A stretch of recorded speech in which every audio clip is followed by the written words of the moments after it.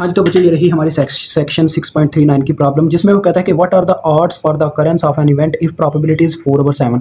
अब देखें प्रोबेबिलिटी पहले ही दे दी गई है, जो क्या है जी हमारे पास 4/7। तो आप इसको कोई भी इवेंट, इस इवेंट को कोई भी नाम दे दो। उसने बोला है कि एक ऐसा इवेंट है, यानी आपने मुझे बताना है उसके ऑड्स, यानी उसके कितने चांसेस हैं अकर होने के, मतलब कि एक कह लो इवेंट है, कोई त्यौहार है, उसके मनाए जाने के कितने % चांसेस हैं अगर उसकी प्रोबेबिलिटी इतनी हो। अब हम थोड़ा प्रोसीजर उल्टा करने वाले हैं बच्चों। आगे पता है हम क्या करते थे, आगे हमें बताया जाता था कि ये कंडीशन है भाई, उसकी प्रोबेबिलिटी निकालो। अब हमने क्या करना है पता है, अब हमने प्रोबेबिलिटी से वापस उसी कंडीशन में वापस जाना जिस चीज से हम प्रोबेबिलिटी लेके आए हैं, ठीक है।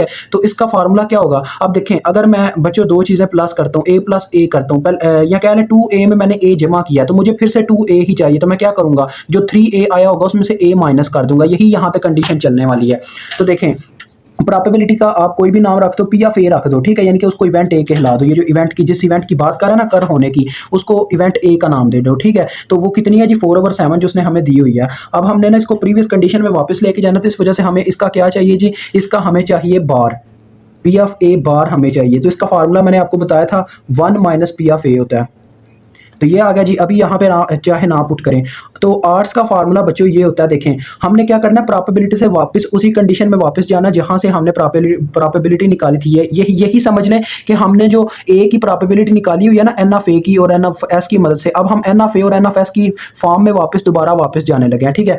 तो उसका फार्मूला ये होगा, देखो बच्चों, आर्ट्स फॉर अकरेंस ये आपने लिखना है, ठीक है। आर्ट्स फॉर अकरेंस यानी कि त्यौहार होने के चांसेस इज इक्वल टू, ये फार्मूला आपने याद रखना है, P of A over P of A का बार, ये फार्मूला होता है बच्चों इसका।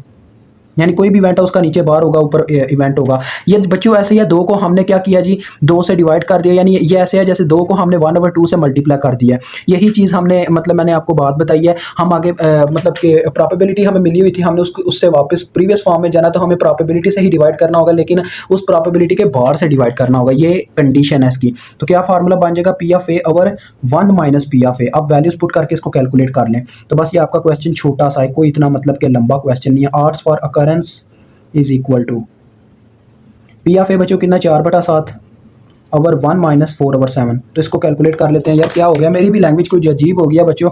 देखें पहले मैंने 4/7 बोला, फिर नीचे 4/7। वाह क्या अंग्रेज़ी आ गई है हमें। चलें कोई नहीं, होता रहता है, बंदा फिर वक्त के साथ साथ ना बेटर हो जाता है।